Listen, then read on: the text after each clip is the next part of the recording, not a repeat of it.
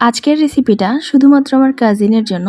তার খুব পছন্দ আমার হাতের খাবার। ইনফ্যাক্ট সবারই পছন্দ, আর আমিও এটা বিশ্বাস করি যে আমি খুব ভালোই রান্না করতে পারি।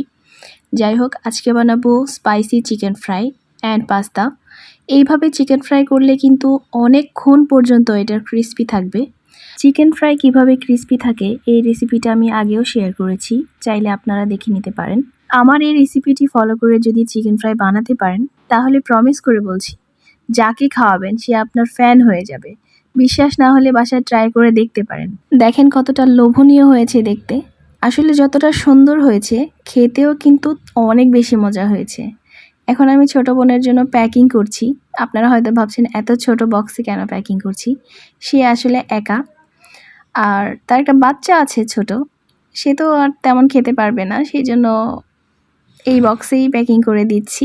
আবারও ফিরে আসবো নতুন কোনো রেসিপি নিয়ে। ততদিন পর্যন্ত সবাই ভালো থাকবেন, সুস্থ থাকবেন। ভিডিওটি ভালো লেগে থাকলে চ্যানেলটি সাবস্ক্রাইব করে দিবেন। আল্লাহ হাফেজ।